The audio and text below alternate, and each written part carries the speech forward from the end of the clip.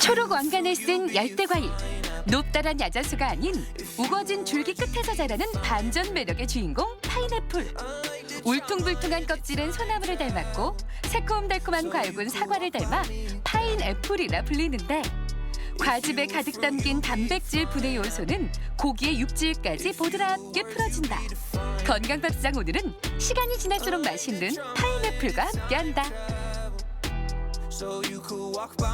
파인애플은 비타민C, 엽산, 칼슘, 마그네슘, 칼륨 등 건강에 필수적인 비타민과 미네랄뿐만 아니라 강력한 항산화 성분과 장에 이로운 식이섬유도 매우 풍부하게 함유하고 있습니다. 파인애플은 칼로리가 낮으면서도 풍부한 식이섬유로 인해 적당한 포만감을 주어 체중 조절에 도움이 되고요. 또한 단백질 분해 요소가 풍부하기 때문에 고기를 먹고 소화불량이 생겼을 때 드시면 소화를 돕는 효능이 있습니다. 천연 비타민의 결정체로 통하는 파인애플. 파인애플 하나면 우리 집 식탁이 남태평양 휴양지로 180도 변신한다. 파인애플로 만들어볼 오늘의 첫 번째 요리. 화려한 색감부터 게임 아웃. 맛은 물론 비주얼로 취향 저격에 나선 파인애플 볶음밥.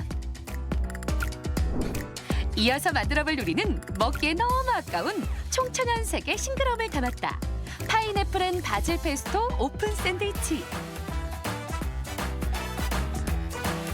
파인애플은 과일 자체로 먹어도 맛있지만 불에 가열하게 되면 그 새콤달콤한 맛이 더욱 좋아져서 요리에 활용하기 매우 좋습니다. 오늘은 한국 사람들이 제일 좋아하는 태국 요리 중 하나인 파인애플 볶음밥 만들어 볼게요. 파인애플을 고를 땐 향은 물론 색을 보고 고르자. 아래 노란 부분이 전체적으로 고루 퍼져 후숙된 걸 고르는 게 맛있다. 또 껍질이 말랑한 것보다 살짝 단단한 느낌이 드는 것이 좋은데, 볶음밥 그릇으로 사용할 파인애플은 끝부분을 자른 후 반으로 갈라 속을 모두 파낸다. 가운데 딱딱한 심지는 버리고 과육은 잘 담아 볶음밥에 사용하자. 과즙은 샐러드에 넣어도 좋고 그냥 먹어도 맛있다. 반을 자른 파인애플 껍질은 그릇 대용으로 플레이팅에 활용하시면 볶음밥이 더욱더 먹음직스러워 보일 거예요. 손질한 파인애플 과육은 주사위 모양으로 썰어준다. 파인애플 양은 기호에 맞게 조절한다. 파프리카와 햄, 대파도 비슷한 크기로 잘라주는데, 마늘을 넣을 경우엔 통마늘보단 얇게 슬라이스해 준비하자. 또 새우는 소금과 후추를 뿌려 잡내를 제거한다. 칵테일 새우를 사용해도 좋다. 파인애플은 소화를 돕고 단백질을 분해하는 효능이 있으니까 다양한 육류와 함께 곁들여 보세요. 팬에 기름을 충분히 두른 후 먼저 대파부터 볶아 풍미를 살린다. 여기에 나머지 재료들을 넣고 볶아주다. 오늘의 주인공 파인애플을 넣고 살짝 익혀주는데, 익힐수록 진해지는 특유의 새콤달콤한 향내가 코끝을 자극한다. 이어서 굴소스와 밥을 넣고 잘 섞어준 후 후추와 허브가루를 골고루 뿌려주면 파인애플 볶음밥 끝! 파인애플 볶음밥의 소스는 다양하게 활용해 보실 수 있는데요. 아이들이 먹는다면 새콤달콤한 케첩이나 스위트칠리 드레싱을 선택해 보셔도 좋습니다. 맛있게 완성된 파인애플 볶음밥을 미리 준비해 놓은 껍질에 보기 좋게 담으면 오늘의 레시피 완성! 보는 맛과 먹는 맛, 두 마리 토끼를 한꺼번에 잡은 태국식 파인애플 볶음밥. 한술 뜨는 순간 우리 집이 바다 너머 방콕이다. 새콤달콤 누구나 좋아하는 파인애플은 다양한 요리에 활용되는데요. 오늘은 파인애플 향이 첨가된 바질 페스토를 만들어서 파인애플 앤 바질 샌드위치 만들어 볼게요. 한 번에 잘라두고 쏙쏙 먹기 좋은 파인애플. 파인애플을 후숙시킬 땐 바람이 잘 통하면서 직사광선이 들지 않는 곳이 좋다. 또 손질하고 남은 심지는 고기를 젤 때 갈아서 사용하면 꿀팁. 오픈 샌드위치로 빵 위에 올라갈 과일들은 먹음직스럽게 너무 작지 않은 크기로 썰어주자. 노란 파인애플도 먹기 좋은 크기로 잘라 준비해 놓는다. 오늘 만드는 오픈 샌드위치에 저는 시원한 파인애플을 선택해 봤는데요. 파인애플뿐만이 아니라 복숭아나 자두 같은 좋아하는 과일을 곁들여 보세요. 오픈 샌드위치에 올라갈 방울토마토와 모짜렐라 치즈를 먹기 좋게 잘라주고 프랑스 호밀빵 깜빠뉴도 반으로 갈라 준비해 놓는다. 고소한 맛을 더해줄 견과류는 볶아주고 깜빠뉴는 버터 두른 팬에 타지 않게 구워준다. 계속해서 향긋한 파인애플 바질 페스토도 만들어보자. 바질과 파인애플, 볶아놓은 견과류와 올리브 오일, 소금과 후추 등을 넣어 믹서로 곱게 갈아준다. 바질 페스토에 새콤달콤한 향을 더해주기 위해서 파인애플을 함께 갈아주면 색다른 맛을 느끼실 수 있습니다. 구운 깜빠뉴 위에 만들어 놓은 파인애플 앤 바질 페스토를 골고루 펴 바른 후 그 위에 슬라이스한 모짜렐라 치즈, 파인애플, 방울토마토를 엇갈리게 놓아가며 예쁘게 올려준다. 가을 향이 제대로 담긴 사과나 무화과로 잼을 만들어 곁들인다면 그 맛도 금상첨화다. 좋아하는 잼이나 소스가 있다면 빵에 먼저 발라주시고 만들어둔 바질 페스토를 올려주면 더욱더 풍미가 좋아집니다. 화려한 비주얼로 먹기에도 아까운 파인애플 앤 바질 페스토 오픈 샌드위치. 뭔가 특별하게 채워주고 싶은 주말. 간편한 브런치로 안성맞춤이다. 파인애플은 폴리페놀, 베타카로틴, 비타민C 등의 항산화 성분이 매우 풍부하여 만성질환 위험을 낮춰주며 피부에 작용하여 피부 건강을 개선하고 외상이나 수술 후 부종을 가라앉히는 데 도움이 됩니다. 파인애플의 항산화 성분은 심장을 보호하는 역할도 하고요. 파인애플의 수용성 식이섬유가 혈중 나쁜 콜레스테롤 수치를 낮춰주는 역할도 합니다. 아삭하고 부드러우면서도 달달한 맛. 과일로, 요리로, 또 다이어트족에겐 식초로 더 유명한 파인애플. 파인애플에 달린 초록의 잎사귀가 괜히 왕관 모양이 아닌데 필수 비타민과 미네랄은 물론 항산화 성분까지 담고 있는 영양소가 한가득이다. 사계절 사랑받는 열대 과일 파인애플. 우리 가족의 건강 파수꾼이다. 건강 플러스 인사드립니다. 안녕하세요, 임세혁입니다. 안녕하세요, 윤희영입니다. 네, 흔히 식중독을요 여름철에 단골 질환으로 생각하기 쉬운데요. 지난해 식약처 조사에 의하면 살모넬라균에 의한 식중독의 40% 이상이 지금처럼 가을철에 많이 나타난다고 합니다. 네, 맞습니다. 이 살모넬라균은요, 사람이나 동물의 장에 서식하는 균인데요. 주로 달걀을 조리하거나 섭취하는 과정에서 전파가 된다고 합니다. 네. 이 설사나 구토, 고열이 주요 증상인데요. 이 고령의 어르신이나 면역이 떨어지신 분들에게는 더 위험할 수 있다고 합니다. 네, 이 살모넬라균 감염을 예방하기 위해서는요, 닭이나 달걀을 만진 후에는 손을 깨끗하게 씻는 것이 중요하겠고요. 또 달걀을 드실 때에는 날달걀을 드시는 것보다는요, 익혀서 가열해서 드시는 것이 좋다는 점 기억하시기 바랍니다.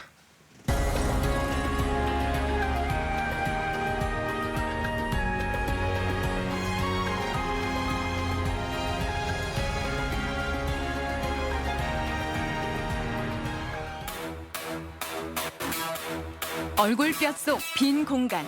코 옆에 있는 동굴이라는 뜻을 가진 부비동. 부비동은 머리뼈 속에 있는 뇌와 안구를 외부의 충격으로부터 보호해주는 역할을 한다. 이 공간에 세균이나 바이러스가 침투해 발생한 염증을 비부비동염, 축농증이라 부른다. 얼굴에는 부비동이라는 공기가 찬 공간이 한쪽에 4개씩 8개 있습니다. 이 부비동에 감기 등의 여러 가지 원인으로 인해서 입구가 막혀서 부비동 안에 점막에 염증이 생기거나 고름이 찬 것을 비부비동염 축농증이라고 일컫습니다. 점막으로 둘러싸인 부비동 내부. 감기나 알레르기 등으로 인해 코 입구가 막히면서 점액 배출이 제대로 이루어지지 않아 염증이 유발될 수 있는데 특히 비염이나 감기로 오인하기 쉬워 병을 키우기 쉽다. 콧물로 시작해 전신 증상이 나타나는 축농증. 오늘 TV 주치에서는 축농증에 대해 자세히 알아본다. 날씨가 더워지는 여름에는 막 그 더위가 좀 빨리 갔으면 싶었는데 네. 이렇게 또 찬바람이 부는 가을에는 또 이 가을철 질환, 대표적인 또 비염, 축농증 환자들이잖아요. 이분들은 좀 고생하는 거 좀 싫으시겠어요. 네, 맞습니다. 뭐 시도 때도 없이 콧물이나 재채기는 물론이고요. 코가 아니라 또 입으로만 숨을 쉬어야 된다고 생각을 하니까 정말 불편할 것 같은데요. 거기에다가 얼굴형까지 변할 수 있다고 합니다. 그래서 오늘은 이 부비동염, 축농증에 관해 알아볼 텐데요. 오늘 도움 말씀 주시기 위해서 건양대학교 병원 이비인후과의 인승민 교수 나오셨습니다. 안녕하세요, 교수님. 안녕하세요. 네, 안녕하십니까. 예, 오랜 시간 뭐 비염으로 고생을 하다가 이제 축농증으로 발전해서 또 고생하는 경우를 많이 본 적이 있는데요. 우리가 알고 있는 그 부비동이 어느 부위인지 좀 먼저 설명해 주십시오. 부비동은 우리 얼굴뼈에 있는 빈 공간을 말합니다. 한쪽에 4개씩, 양쪽에 8개의 부비동이 있는데요. 이 부비동은 호리병처럼 생겼습니다. 즉 주둥이는 작고 내부는 넓은 모양으로 되어 있습니다. 네. 이 부비동은 얼굴에서 눈 사이에 있는 벌집 모양의 사골동, 그다음에 이마, 눈썹 주위에 있는 이 전두동, 그다음에 뇌 밑에 있는 저평동, 그리고 가장 많이 축농증이 생기는 부비동인 상악동, 이렇게 양쪽에 4개, 8개의 부비동이 있습니다. 축농증이란 지금 방금 언급한 이 호리병 모양의 부비동에 염증이 생기는 것인데요. 여러 가지 이유로 이 부비동의 입구가 막히게 돼서 부비동 내 점막에 염증이 생겨서 붓게 되고 또 고름이 차는 상태를 비부비동염, 즉 축농증이라고 말합니다. 네. 그러면 이 부비동염이 코 속에서 좀 정상적으로 역할을 할 때는 어떤 기능을 가지고 있고 또 축농증의 원인에는 어떤 게 있을지 이 부분도 짚어주실까요? 부비동의 기본적인 기능은 코 안에 들어온 공기를 데피고 습기를 높여주고 그다음에 호흡과 환기의 기능을 하게 됩니다. 또한 우리가 목소리를 낼 때 공명을 하는, 울리게 하는 역할도 하고요. 예. 머리뼈에 공기로 차 있기 때문에 머리를 가볍게 하는 그런 기능도 하게 됩니다. 근데 부비동에 정상적인 기능이 있는데요. 이 기능이 정상적으로 작동해야 비염이나 축농증이 걸리지 않습니다. 부비동이 정상적으로 작동하기 위해서 부비동의 입구인 자연공이 열려 있어야 되고요. 콧물이 움직이게 하는 섬모가 정상적으로 움직여야 되고 콧물이 생성되었을 때 점도나 색깔 이런 것들이 정상적으로 분비돼야 됩니다. 하지만 밑에 나와 있는 여러 가지 이런 원인들로 인해서 부비동의 기능이 해치게 되면 축농증이 생기게 됩니다. 가장 대표적인 걸로 감기, 코감기, 급성 비염이 있습니다. 이게 가장 축농증의 흔한 원인이고요. 예. 그 다음으로 요즘에 임플란트들 많이 하시는데요. 또 발치를 해서 생길 수도 있습니다. 구강 내에는 정상적인 세균총이 있는데 발치를 하게 되면 그 구멍을 통해서 이빨 위에 있는 상악동으로 균이 들어가게 돼서 상행 감염이 돼서 치성 부비동염이 생길 수 있습니다. 또한 해부학적 이상으로도 생길 수 있는데요. 코 안에 물혹이 있거나 구조적 이상이 있을 때, 즉 비중격이 휘어 있을 때 부비동 입구가 막히게 되어서 축농증이 생길 수 있습니다. 네. 이 주변에 보면은 이제 성인 축농증 환자도 많지만은요, 축농증으로 고생하는 어린 아이들도 의외로 많이 있거든요. 이 소아 축농증은 어떤 원인에 의해 발병할까요?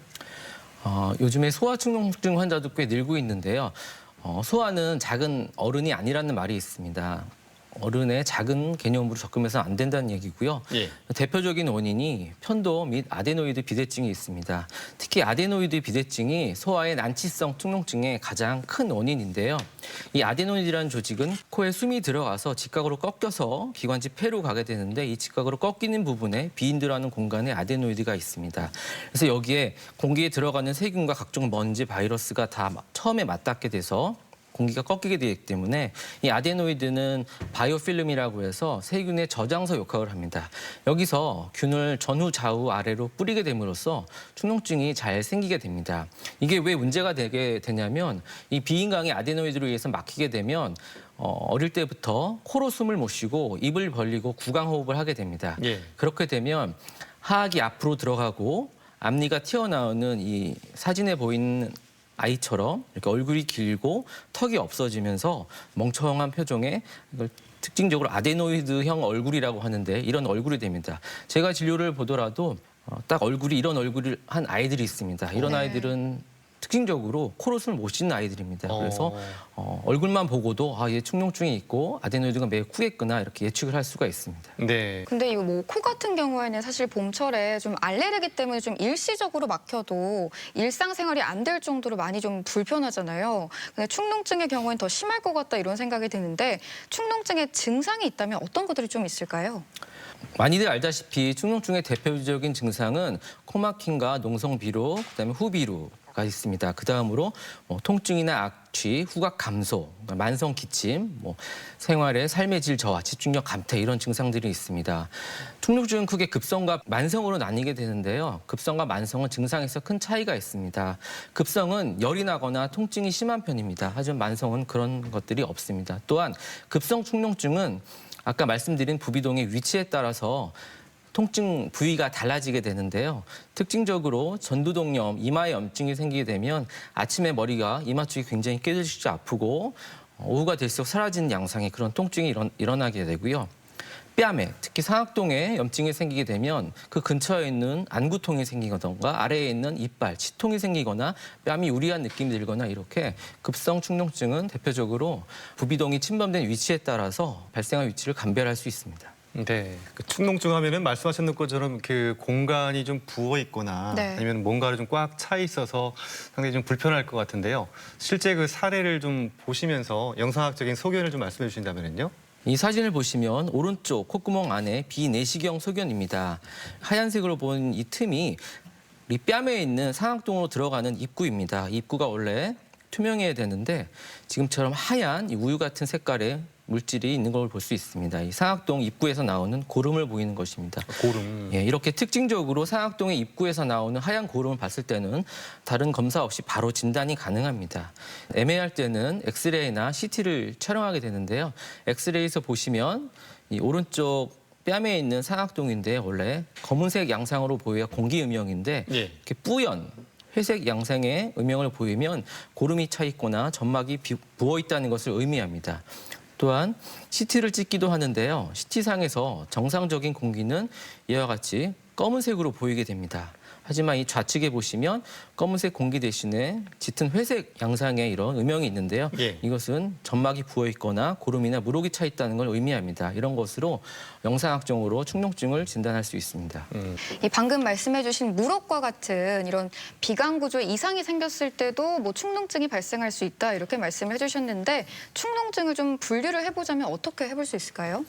가장 쉽게 저희가 분류를 하는 기준은 코 안에 물혹이 있고 없느냐입니다. 이걸로 가장 단순하게 물혹이 있는 축농증과 물혹이 없는 축농증으로 나눌 수 있습니다. 축농증 환자의 비강 내시경 사진입니다.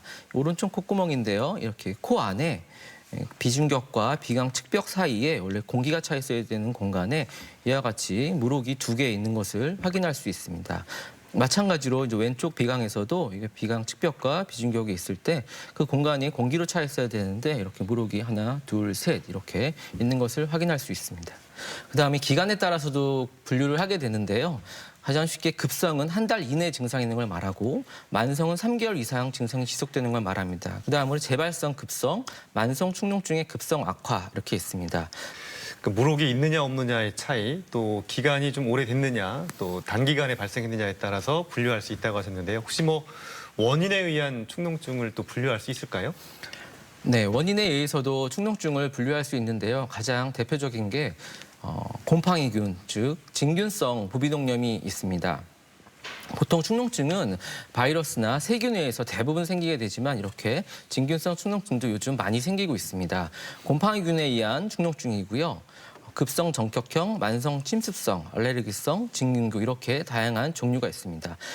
대부분 90% 이상 진균구, 곧 곰팡이 덩어리에 의한 단순한 진균성 축농증이 가장 많이 생깁니다. 대표적인 증상은 흑갈색의 콧물과 콧물이 자꾸 목으로 넘어가는 후비루가 있습니다. 또한 침범된 부비동, 대부분 상악동인데요. 뺨에 있는 통증이 있거나 악취가 나는 콧물이 자꾸 생기게 됩니다. 유일한 치료법은 그 부비동 내에 있는 진균구를 직접 제거하는 것이 유일한 치료법입니다. 수술로 치료하면 거의 99% 완치가 되게 됩니다. 다음으로 특이하게도 수술 후에 축농증이 발생할 수 있습니다. 이것을 수술 후 협부 낭종이라고 하는데요.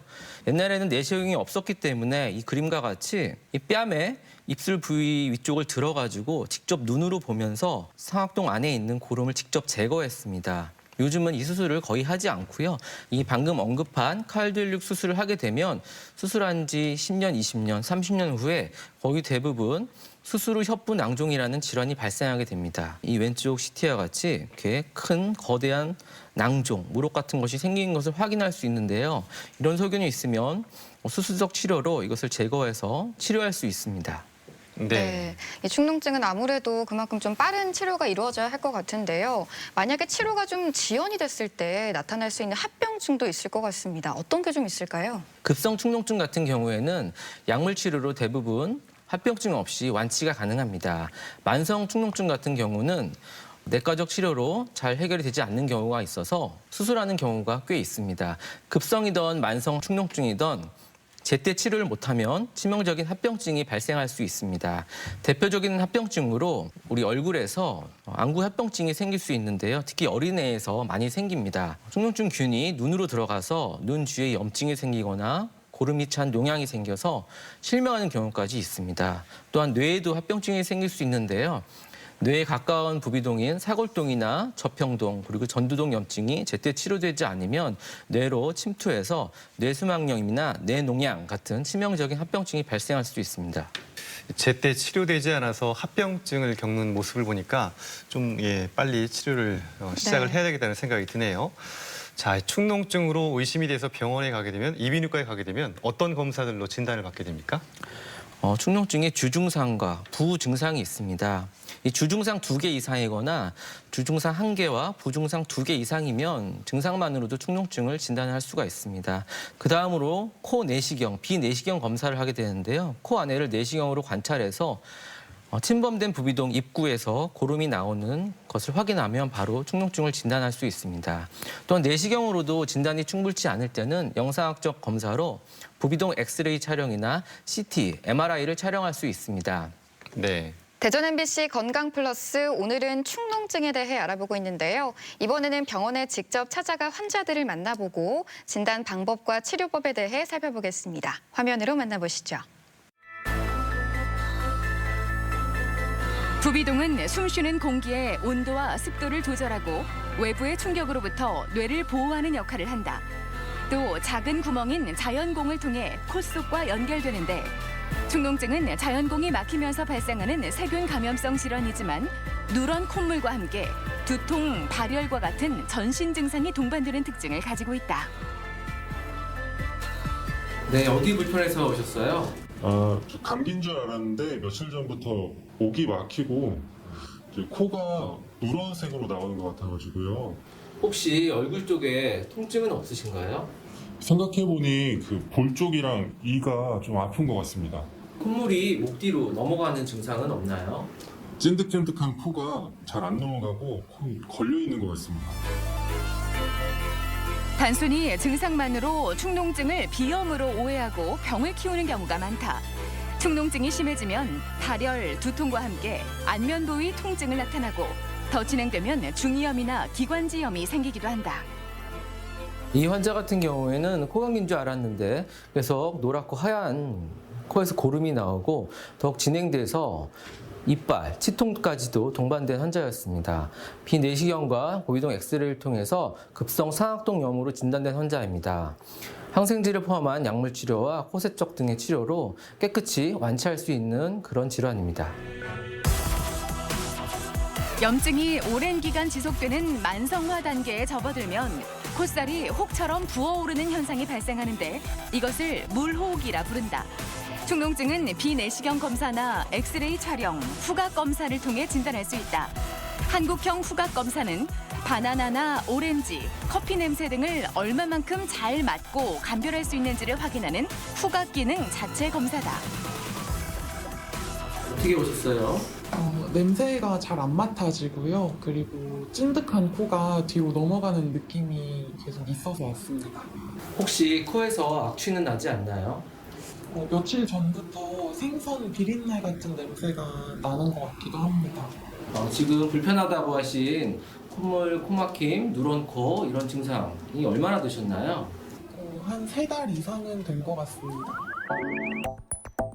축농증은 콧물과 코막힘이 주된 증상이지만 일반 감기와는 다르게 콧물이 주로 누런색을 띈다. 또 콧물이 목으로 넘어가는 후비루 증상과 함께 고름으로 인한 악취가 느껴지기도 한다.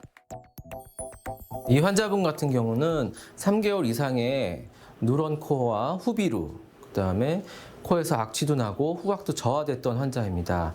비내시경과 보비동 CT를 통해서 만성 축농증으로 진단되었습니다. 특히 사골동종에 점액 낭종도 확인되어서 수술적 치료가 필요한 환자입니다. 급성 축농증은 후유증 없이 완전 회복이 가능하지만 혹시라도 만성으로 이어질 경우 눈에 심각한 합병증을 초래해 실명으로까지 이어질 수 있다. 최근 부비동 수술은 과거에 비해 정밀도가 높아져 재발률이 많이 감소했다. 수술 절개 없는 내시경 수술과 합병증이 적은 풍선 카테터 부비동 확장술이 널리 시행되고 있다. 소아의 경우에는 부비동염을 일찍 치료하지 않으면 눈 쪽에 치명적인 합병증이 발생할 수 있습니다. 안농양이나 실명까지 이를 수 있고요. 또 성인 같은 경우에도 급성 같은 경우에는 약물로 금방 치료가 되지만 만성 같은 경우에는 약물로 잘 치료가 되지 않기 때문에 수술적 치료로 가는 경우가 많습니다. 그러므로 축농증 같은 경우는 조기에 진단하고 치료하는 것이 중요합니다. 알레르기 비염이나 비중격 만곡증 등 축농증을 악화시키는 조건을 갖고 있는 경우 만성화로 이어질 가능성이 크기 때문에 이들 증상도 함께 개선해야 한다. 축농증은 약물 치료가 기본이지만 호전되지 않을 경우 수술 치료를 고려해야 하는데 일상을 괴롭히는 고질병 축농증, 꾸준하고 적극적인 관리가 필요하다. 네, 병원을 찾아가서 직접 환자들을 만나보고 축농증에 관해 자세하게 알아봤습니다. 자, 그럼 본격적으로 치료법을 좀 알아볼 텐데요. 축농증의 치료 원칙부터 먼저 짚어주신다고요? 축농증의 치료 원칙은 아까 말씀드렸던 부비동의 기능이 정상적으로 기능하는 것입니다. 즉, 환기와 배설 능력이 정상적으로 작동하게 하는 것입니다. 기본적인 치료로서는 약물 치료와 수술적 치료 그리고 보조적 치료가 있습니다. 약물 치료로서는 대표적으로 항생제 치료가 있고요. 약물 치료에 있어서 중요한 점은 특히 급성 축농증 치료할 때 항생제 치료가 주가 되는데요. 보통 급성 축농증일 때 항생제를 먹게 되면 2, 3일 만에 증상이 좋아져서 환자분들이 임의로 약물을 중단하는 경우가 많습니다. 의사가 처방한 항생제를 급성 축농증 같은 경우에는 끝까지 드시는 것이 매우 중요합니다. 다른 보조적 요법으로는 코 안을 식염수로 부비동이나 코 안을 세척하는 코세척 방법이 있고요. 가습을 해주기 위해서 수증기 흡입하는 방법도 있습니다. 네. 그리고 또 요즘에는 수술 이전에 치료를 해볼 수 있는 새로운 내과적 치료 방법이 있다 이렇게 들었는데요. 어떤 게 있는지 좀 소개를 해주시죠. 새로운 내과적 치료로 생물학적 제재라는 것이 있습니다. 주사 치료인데요. 옛날에 이제 당뇨를 약물 치료하다가 잘 효과가 없으면 인슐린이라는 주사를 사용해서 치료하게 되는데요. 예. 마찬가지로 축농증을 주사로 치료하는 그런 새로운 치료 방법입니다. 우리나라에 도입한 지 지금 1, 2년밖에 안 돼 있고요. 특히 난치성, 재발하는 만성 축농증 환자들이 다시 재발하는 초기에 염증 매개 물질들을 차단해서 근본적으로 치료하는 방법입니다. 이 치료는 특징적으로 본인이 직접 배나 팔뚝에다가 직접 인슐린 주사처럼 주사를 할 수가 있습니다. 횟수는 2주에 한 번이나 한 달에 한 번 정도 주사하게 됩니다. 현재까지는 부작용도 없고 안전한 치료로 되어 있습니다. 그분들에게는 반가운 소식일 것 같습니다. 예. 아까 소아의 경우에는 소아 축농증만의 그 특징이 있었다고 했는데요. 그렇다면 치료도 조금 다른가요? 어떻습니까? 소아 축농증 같은 경우에는 급성과 만성으로 치료가 나눠지게 되는데요. 급성은 성인과 마찬가지로 항생제를 포함한 내과적 치료로 완치가 잘 됩니다. 하지만 만성 축농증 같은 경우는 성인과 원인이 좀 다른데요. 소아 만성 축농증의 치료의 특징은 항생제가 예전만큼 효과가 없다는 겁니다. 그래서 이런 난치성 소아 축농증 환자 같은 경우는 수술적 치료를 하게 됩니다. 아데노이드 제거를 하거나 풍선 축농증 카테터 수술을 할 수도 있습니다. 예, 아까 잠깐 언급을 또 해주셨지만 뭐 치료법 중에 여러 가지 수술 방법들도 있었는데요. 하나씩 조금 자세히 짚어주시면 좋을 것 같은데요. 이 수술법에는 어떤 것들이 좀 있을까요? 가장 대표적인 것은 아데노이드 절제술입니다. 코의 맨 뒤에 비인 뒤에 위치해 있는 아데노이드를 전신마취하에 제거하는 수술입니다. 하지만 요즘에는 아데노이드 단독을 제거하기보다는 부비동 내시경 수술을 통해서 아데노이드와 부비동 축농증 수술을 같이 시행하게 되면 80에서 100%의 높은 성공률을 보이고 있습니다. 이 풍선 카테터 축농증 수술은 부비동 내부의 구조나 뼈를 부수거나 자르고 제거하는 수술이 아니라 안전한 수술이기 때문에 소아, 난치성, 만성 축농증에 가장 적합한 수술적 치료라고 할 수 있습니다. 네, 세 번째로 나왔던 풍선 카테터 축농증 수술은 우리가 흔히 뭐 수술 이름에 풍선이 들어가면은 네. 뭐 심장으로 가는 혈관 확장할 때 쓰는 막 그런 게 좀 떠올려지거든요. 이게 어떤 건지 좀 생소한 분들이 많을 것 같은데 자료 화면을 통해 좀 설명해 주신다면요. 풍선 카테터 축농증 수술이 좀 생소할 수 있는데요. 미국에서는 2005년부터 시작됐고 우리나라도 2015년부터 안전하게 시행되고 있는 수술입니다. 전두동, 이마에 있는 전두동을 수술하는 예인데요. 이 전두동에 고름이 차서 막혀 있을 때 철사를 이용해서 가이드 와이어를 이용해서 전두동에 막힌 구멍을 찾아서 철사로 넣어주게 됩니다. 그 구멍을 따라서 철사를 따라서 풍선이 이와 같이 따라 들어가서 막힌 구멍을 열어주고 풍선을 확장해서 입구를 넓히게 됩니다. 그럼 뼈가 재형성이 되면서 리모델링이 되면서 부위동이 넓어지게 됩니다. 기존의 축농증 수술 같은 경우는 입구에 있는 이와 같은 다양한 입구에 있는 뼈들을 직접 제거하고 자르는 과정이 있어서 피가 많이 납니다. 하지만 이 풍선 축농증 수술은 즉 칼을 쓰지 않기 때문에 매우 안전한 수술이라고 할 수 있습니다. 아까 영상에서 봤듯이 칼을 쓰지 않기 때문에 출혈이 적고요. 통증도 매우 적습니다. 그다음에 수술 후 합병증은 아직까지 거의 보고된 예가 없습니다. 수술 후 일상생활을 복귀도 매우 빠르고요. 소아나 노약자, 임산부에게도 전신마취를 못하는 경우에도 적용할 수가 있습니다. 또한 부분마취로 수술이 가능하므로 당일 수술 퇴원도 가능한 장점이 있습니다. 이 성인 축농증 수술법을 보니까 과거부터 지금까지 시행되고 있는 게 이렇게 좀 발전이 되었을 것 같아요. 어떻습니까? 예, 과거에는 내시경이 없는 시절에는 상악동 근치 수술이라는 수술을 시행하였습니다. 아까 언급드린 대로 입술 위를 열어서 상악동을 직접 눈으로 보면서 앞벽을 망치로 깨서 직접 고름을 제거하는 수술인데요. 그 수술은 이제 1980년대부터 안 하게 됐고요. 내시경이 발달하면서부터 80년대부터 기능적 부비동 내시경 수술이라는 수술이 시작되었습니다. 그 이후에 수술하다가 심각한 합병증을 초래할 수 있으므로 내비게이션이라는 시스템을 이용해서 수술하는 위치를 정확하게 확인하여서 하는 내비게이션 수술을 시행하게 되었습니다.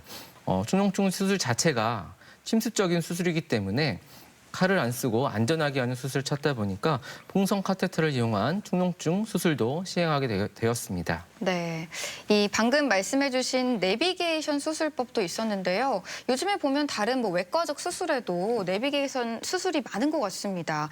또 장점이 있을 것 같은데요. 어떤 게 좀 있을까요?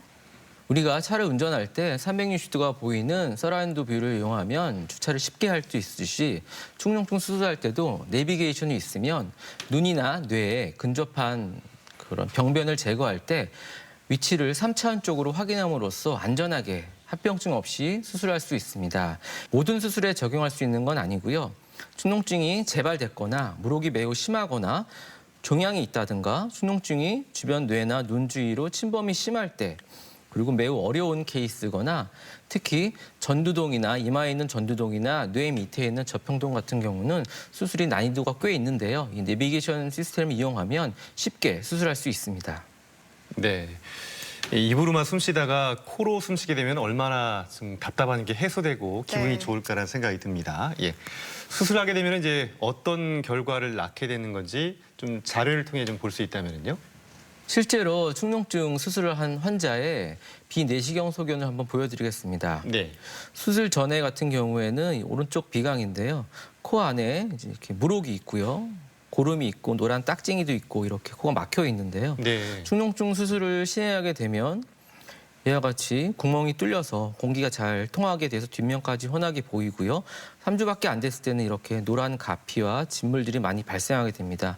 하지만 코 세척하고 약물 치료해서 열심히 치료하게 되면 수술 후 2, 3개월, 빠른 분은 한 달만 돼도 이와 같이 여기는 사골동 부분인데요. 구멍이 뻥뻥 열려서 뒷부분까지 훤하게 보이고 정상 점막인 핑크색을 띠는 것을 알 수 있습니다. 수술 후 6개월까지 관찰했을 때 완전 정상 점막의 색을 띠는 것을 확인할 수 있습니다. 네. 그리고 또 부비동 내시경 수술의 경우에는 좀 환자들이 주의해야 할 사항들도 있다고 들었습니다. 어떤 것들이 좀 있을까요? 옛날에 축농증 수술을 하게 되면 너무 힘들고 재발이 많이 돼서 난 하기 싫다 이런 많이 얘기를 들어보셨을 텐데요.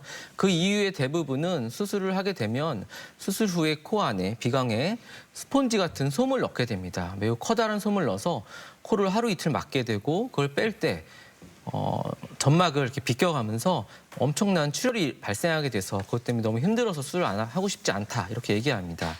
하지만 요즘에는 재료가 많이 발달돼서 코 안에 녹는 재질의 압박솜을 넣기 때문에 스스로 녹아서 없어지게 됩니다. 그래서 이런 출혈과 통증이 매우 감소되어서 안전하게 수술을 받을 수 있다고 말씀드릴 수 있고요. 코 안에 비강 내와 부위동 내를 식염수를 이용해서 세척을 한두 달 정도 해주셔야 됩니다. 축농증 재발이 되는 가장 큰 원인은 환자가 수술만 하고 그 후에 관리를 하지 않기 때문인데요. 축농증 수술하더라도 코 안에 물혹이 많은 환자는 자꾸 재발돼서 10번까지도 수술한 환자를 본 적이 있습니다. 이런 환자들의 특징을 보면 수술만 하고 이제 난 치료가 끝났어 하고 다시는 병원에 오지 않는, 전혀 관리를 하지 않는 환자를 볼 수 있습니다. 네. 모르게 아주 작을 때 발견을 하면 칼을 대지 않고도 약물과 간단한 조작만으로 물혹을 제거해서 재발이 되지 않게 할 수 있습니다. 텔레비전 프로그램 보니까요. 비염이나 축농증이 있게 되면은 그 생리식염수를 이렇게 주사기에 넣어가지고 네. 코로 이렇게 세척하는 거 맞아요. 많이 보여주던데 생각보다 쉽지는 않더라고요. 예. 이 축농증을 예방할 수 있는 평상시의 생활 습관을 좀 짚어주신다면요. 방금 말씀하신 코 세척도 매우 좋은 방법입니다. 네. 저는 정상인 분들께도 코가 많이 불편하시면 약 먹기 전에 먼저 코 세척을 권유해 봅니다. 코 세척을 하게 되면 우리가 일상생활을 하고 집에 오면 코 안에 모든 먼지와 세균, 바이러스 다 껴 있습니다. 그렇게 되었을 때 많이 몸이 피곤하고 컨디션이 안 좋으면 그 다음날 감기가 되거나 그런 상기도 감염이 생기게 되는 것인데요. 퇴근하고 나셔서 양치나 손 닦듯이 코를 세척하게 되면 이런 질병을 상당 부분 예방할 수 있습니다. 코 안에 가습도 매우 중요합니다. 건조한 것이 모든 비염의 시작점이라 할 수 있는데요. 코 안에 식염수 스프레이 같은 걸 이용해서 비강 수분제로 자주 뿌려주는 것도 좋습니다. 담배 연기나 자극적인 냄새, 화학물질을 장기간 노출하는 것도 피해야 됩니다.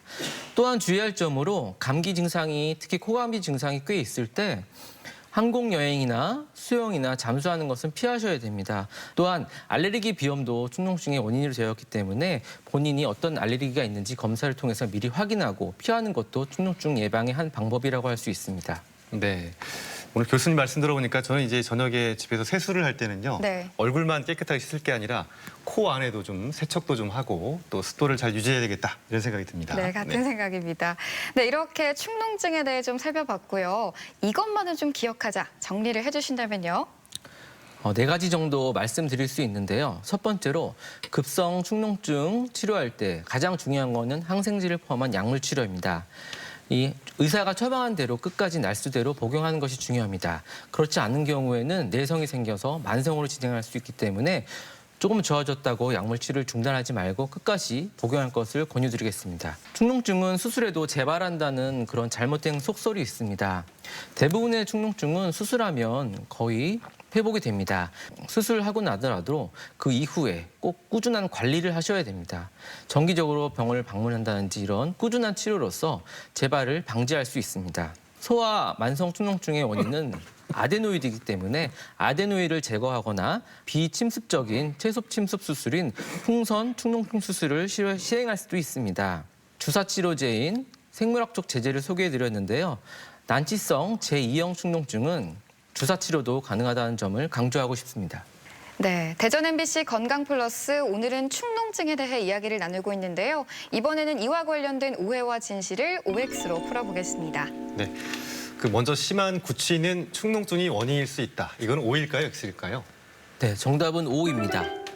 모든 축농증이 냄새가 나는 건 아니지만 발치를 하거나 임플란트로 인한 치성 축농증일 때 굉장히 심한 구취가 나게 됩니다. 또한 녹농균에 의한 축농증일 때 심한 구취가 나게 되고요.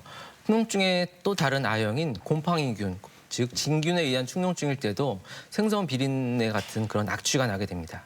그럼 축농증을 좀 치료하지 않고 방치를 하면 부비동암으로 발전할 수 있다. 이건 O일까요, X일까요? 이것은 세모를 정답으로 드릴 수 있을 것 같은데요. 일반적으로 축농증은 암으로 발전하지 않습니다. 하지만 무록을 동반한 축농증 중에 특히 반전성 유두종이라는 그런 양성 종양을 동반한 축농증이 있습니다. 이 반전성 유두종 같은 경우에는 치료하지 않고 제거하지 않고 내비두게 되면 약 10에서 20%는 편평세포암이라는 악성 종양으로 발전할 수 있습니다. 그렇기 때문에 축농증 중에서 특히 무록을 동반한 축농증은 조직 검사를 꼭 해서 암인지 아닌지 확인하는 것이 중요합니다. 축농증은 유전 질환이다. 가족력이 있다. 이거는 O일까요, X일까요? 정답은 X입니다. 일반적으로 부모님이 축농증을 가지고 있다고 해서 그것이 자식에게 유전되지는 않습니다. 네, 아이 코골이는 성장하면서 좋아질 수 있다. O일까요, X일까요? 정답은 O입니다. 왜냐하면 아이 코골이의 가장 큰 원인은 편도나 아데노이드 비대입니다. 이 편도 아데노이드 비대는 사춘기 전에 대부분 이 편도 아데노이드는 퇴화돼서 사라지게 됩니다. 그래서 내비둬도 편도 아데노이드는 작아지게 되기 때문에 코골이가 좋아질 수 있습니다. 다음으로 이제 코 속에 생기는 무록, 그 비용종은 물로 가득 차 있다. 이거는 O일까요, X일까요? 정답은 X입니다. 무록이 물로 찬 혹이라고 해서 무록이라는 게 아니고요. 일반적으로 알고 있는 젤리 같은 그런 경도를 가지고 있습니다. 말랑말랑한 것도 있고요. 매우 단단한 무록도 있습니다. 네. 네, 이렇게 축농증에 관한 오해와 진실을 OX로 풀어봤고요. 계속해서 시청자 여러분의 궁금증 풀어보도록 하겠습니다. 미세먼지가 있거나 날씨가 추워지면 코막힘, 콧물이 잦아지는데요. 비염일까요? 축농증일까요? 네, 코막힘과 콧물이란 증상으로 비염일지 축농증일지 어떤 걸지 궁금해하셨는데요. 어떻습니까? 이렇게 이제 날씨가 추워지는 시즌에 콧물, 코막힘이 나타나는 경우는 비염일 가능성이 높습니다. 이렇게 날씨가 추워지거나 올라가거나 온도 변화가 심할 때는 축농증보다는 비염이 더 잘 생기게 됩니다. 혹시 코감기 증상 없이 축농증이 생기기도 하나요? 네, 코감기 증상이 없이도 축농증이 찾아올 수 있는지 이 점을 궁금해하셨습니다. 코감기 증상 없이 축농증이 생길 수도 있습니다. 일반적으로 축농증은 비부비동염이라고 해서 비염이 시작된 후에 부비동염이 생기는 이름 그대로 맞습니다. 하지만 특이한 경우에는 감기 증상 없이 생길 수도 있는데요. 아까 언급해드렸던 진균성 축농증이라든지 발치 후에 축농증이 생기는 치성 축농증이라든지 또한 곰팡이로 인한 축농증 같은 경우에는 감기 증상 없이도 축농증이 생길 수 있습니다. 항생제를 자주 복용하면 좋지 않다고 하는데요. 혹시 축농증 치료에도 꼭 항생제를 먹어야 되는 건가요? 네, 축농증 치료에 항생제가 꼭 필수적인지 물어보셨네요. 네, 이거 급성과 만성으로 나눠서 대답해 드릴 수 있는데요. 급성 축농증 같은 경우는 대부분 세균 감염을 이런 거기 때문에 항생제 치료가 필수적입니다. 제때 치료하면 완치가 되고요. 하지만 만성 축농증 같은 경우는 아까 말씀드렸듯이 연구 결과에 따르면 항생제의 역할이 매우 제한적입니다. 만성 축농증의 원인은 세균뿐만이 아니라 유전적인 요인, 환경적인 요인, 해부학적인 요인, 면역학적 요인 너무 다양한 요인이 있기 때문에 세균만 막는다고 만성 축농증이 좋아지지 않습니다. 그렇기 때문에 만성 축농증 같은 경우는 항생제 역할은 매우 제한적이라고 할 수 있습니다. 이 끝으로 축농증에 대해서 꼭 기억해야 할 점 핵심을 한마디로 요약해 주시면 좋을 것 같은데요. 축농증은 네모다. 이 네모안을 좀 채워주신다면요. 축농증은 몸매다. 우리가 몸매는 항상 체중 관리도 하고 체형 관리도 하듯이 축농증도 항상 치료에서 끝나는 것이 아니라 혈압이나 당뇨처럼 평생 관리하는 질환으로 인식해 주셨으면 합니다. 네, 축농증은 평생 관리를 해야 되는 질환인 것 같습니다. 건강 플러스 오늘은 축농증에 관해 자세하게 알아봤습니다. 도움 말씀에 이비인후과의 인승민 교수였습니다. 오늘 말씀 감사합니다. 고맙습니다. 감사합니다. 네, 소아 축농증의 경우에는 어린이의 얼굴형까지 변형시킬 수 있는 만큼 빠른 진단과 적절한 치료가 이루어져야 될 것 같습니다. 네, 또 축농증을 예방하기 위해서는요, 매운 음식이나 음주, 카페인은 최대한 피해 주시고요. 또 코 속이 건조하지 않도록 실내 습도를 적정하게 유지하는 것도 중요하다고 하니까요. 이 점도 꼭 기억해 두시기 바랍니다. 네, 건강 플러스 저희가 준비한 내용은 여기까지입니다. 다음 주 시간에 다시 인사드리겠습니다. 함께해 주신 여러분 고맙습니다.